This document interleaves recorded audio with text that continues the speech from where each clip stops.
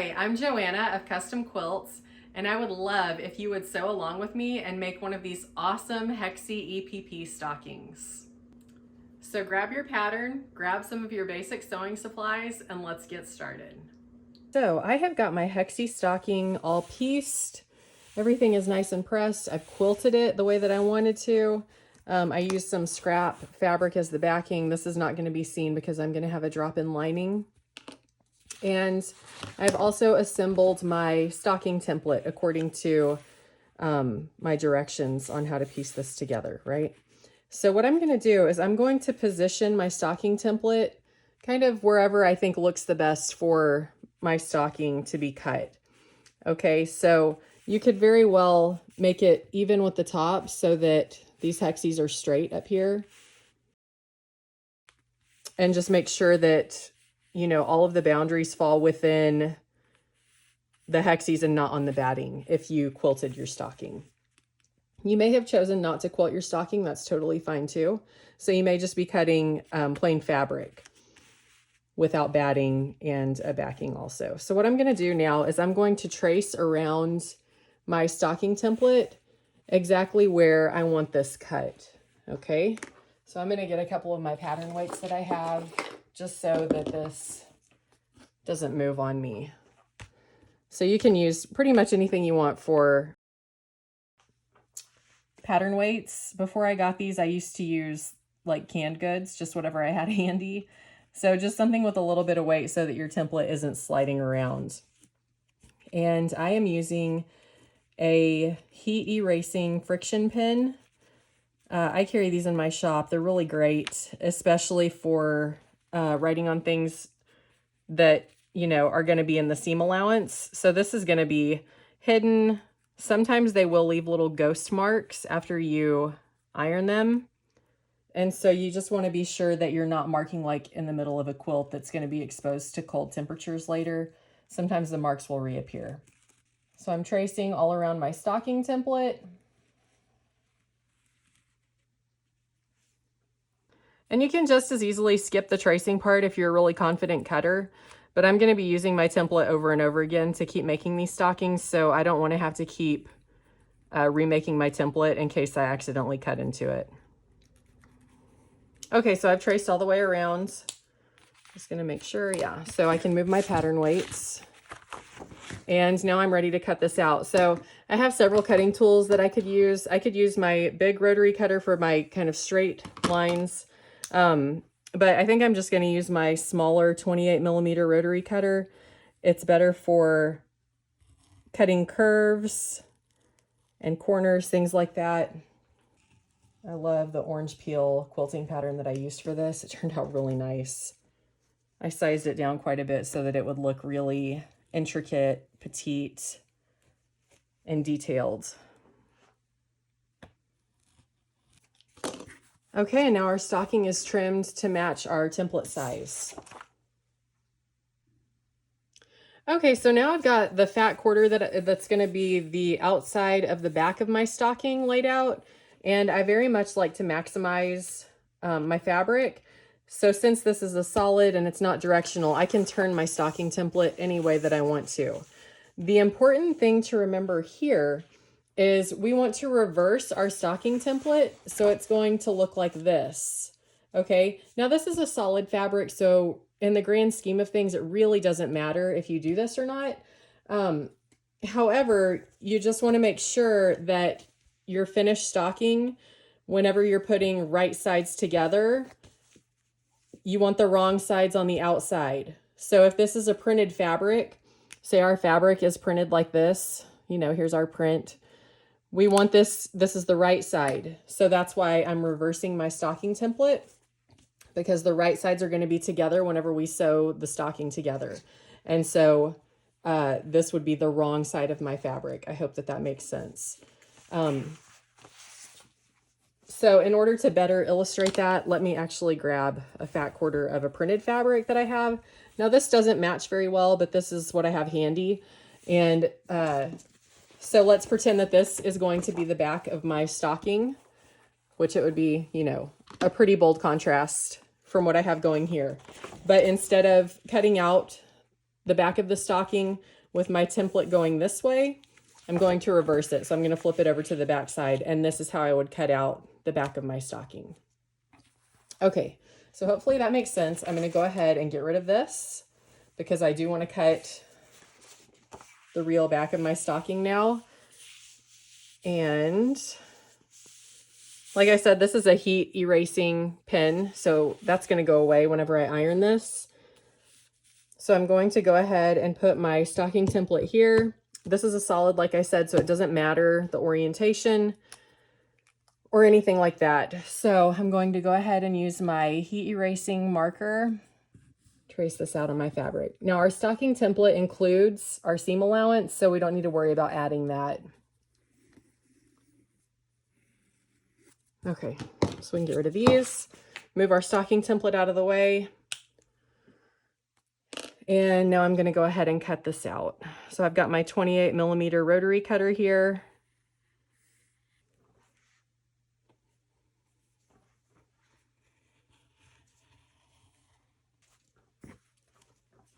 Okay, and now I just need to cut this last little straight edge. Okay, so now I've got the back of my stocking ready to go. And it's all cut out. I've got my stocking front and my stocking back cut out, and I've got them both placed right side up in front of me. So what I'm going to do now is I'm going to put them right sides together. See, that's why it was so important to do mirror images. And I'm going to line up all of my raw edges. And I really like using these clips rather than pins, just because I always seem to kind of stab myself all the time whenever I'm sewing. I don't know how it happens, but it happens just about every single time. So I like to use the clips because they're pain-free. So I'm going to just add some of these clips to keep my fabric in place. And we're going to take this to the sewing machine and sew with a 3/8 inch seam allowance all the way around the perimeter of the stocking, except for the top. Okay, so I'm going to back stitch at start and stop, and I'm going to start here. So all the way around, slowing down at the curves, going all the way around, and then stopping here and back stitching at my stopping place before I cut my thread. So let's go sew. Okay, so I have my stocking front and back. So you can see I've got my pieced Hexie stocking, and I'm ready to sew these together with a 3/8 inch seam allowance. So here we go.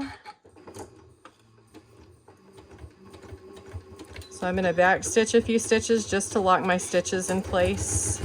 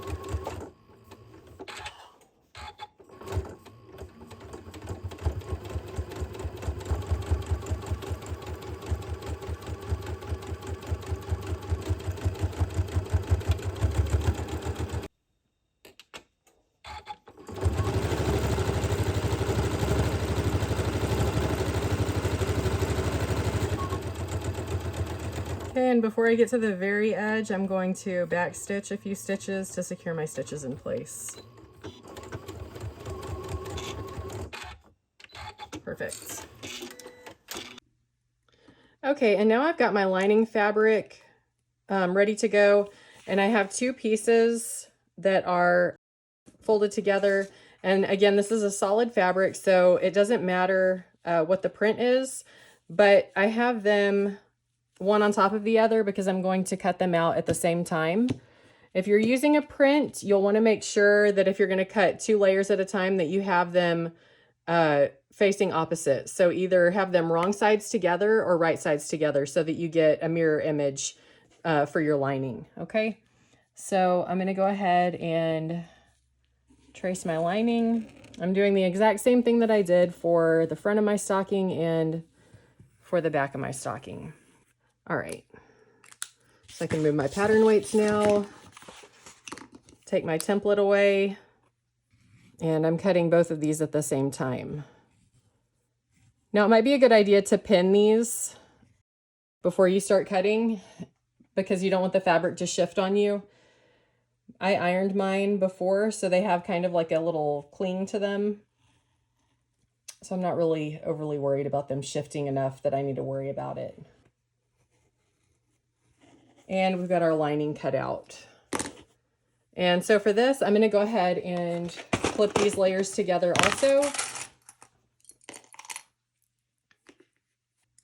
Now on the lining, you want to make sure that you've got right sides together whenever you sew this together. Okay, so I'm just going to make a little note. Wrong side if you're using a print, okay? Okay, and now I am ready to sew my lining pieces together.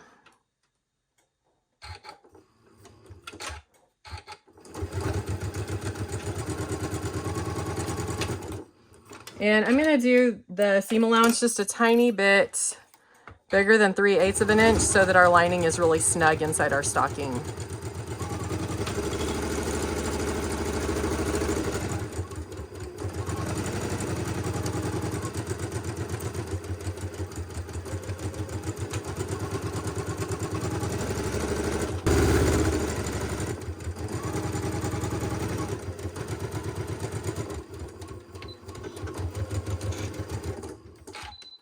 Okay, and now our lining is sewn together.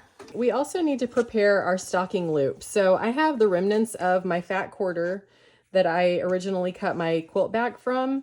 And what I need to do now is I need to cut a piece of fabric 2 inches by 10 inches for the stocking loop. I'm going to measure that here.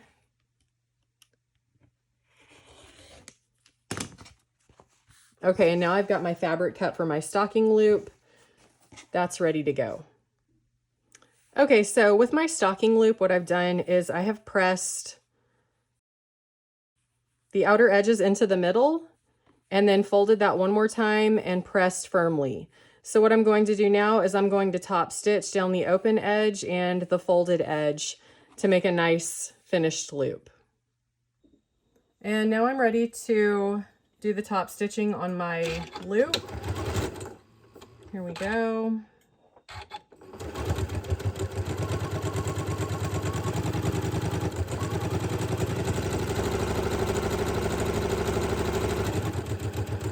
Now on this piece, I'm top stitching about 1/8 of an inch away from the folded edge. Okay, and I'm going to do the other edge as well.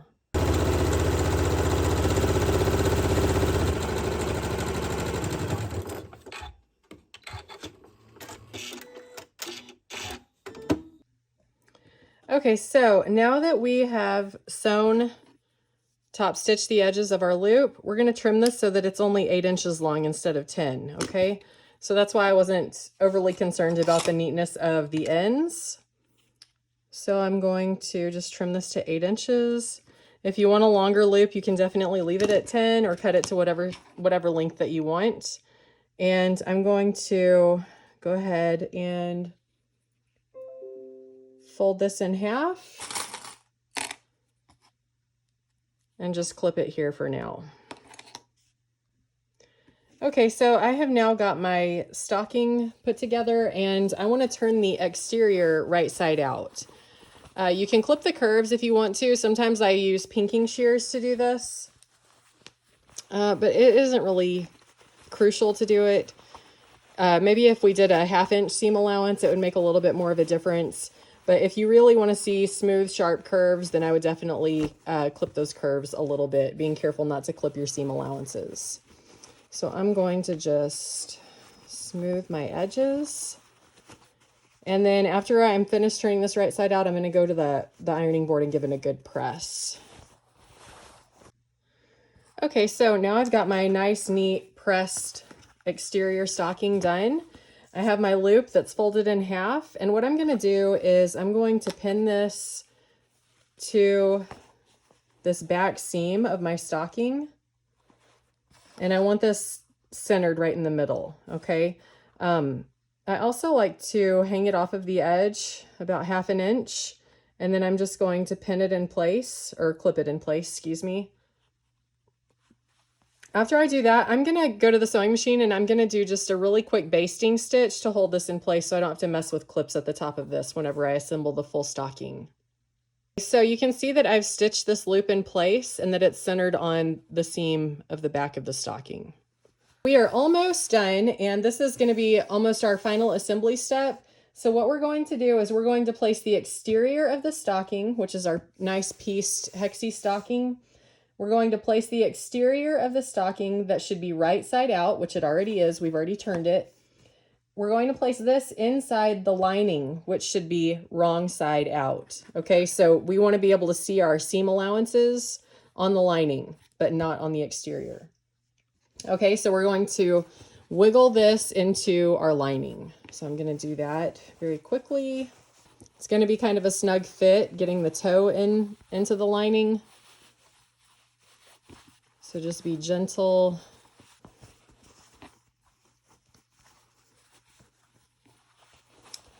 And what we want to make sure that is super smooth and fits really nice and neat are the top edges, okay? I'm not really concerned that this looks kind of yucky down here, okay? You can see it's got a little bit bunched up. I just want to make sure that my loop is nice and tucked down in between these layers. And I want to make sure that the top edges of my stockings, that the seams are lined up. So I'm matching these seams before I clip them in place. And I want the raw edge of the stocking, the top of the stocking, to be lined up and matched, okay? So that's what I'm going to be doing now. So I want to make sure that this loop is nicely centered. I want to make sure it's not twisted or anything like that.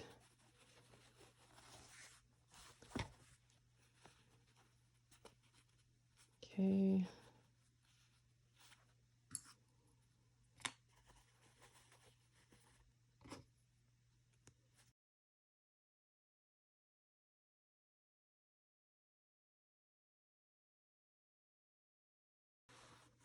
I'm going to start sewing right about here, and I want to stop sewing right about here. So I'm leaving 1 inch, and I'm on the back of the stocking, okay?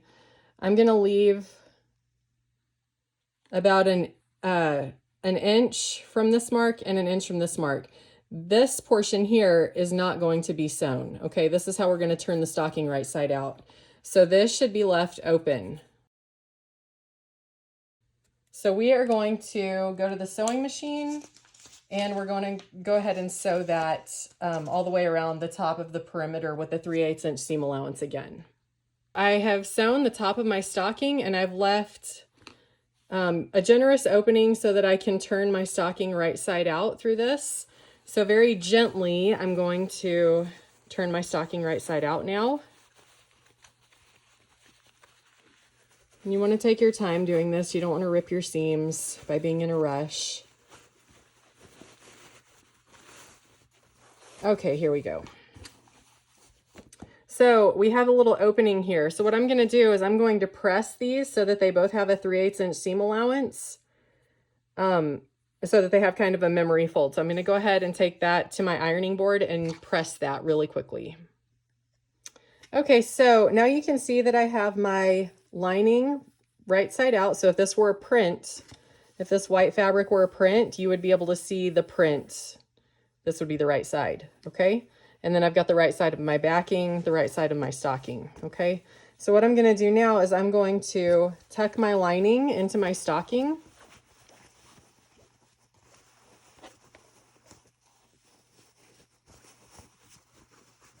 Okay, and this can all be smoothed out later after we sew the top. But so I have my little press that I did with the iron. And what I'm gonna do now is I'm just gonna clip the top of this to hold it in place. You can also press it, give it a nice press rather than using clips, or you could press and use clips. I always like to kind of finger press this portion.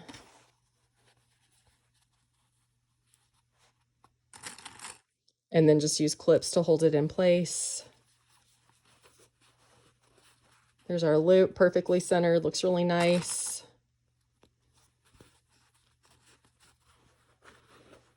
So I'm tucking this lining down inside this.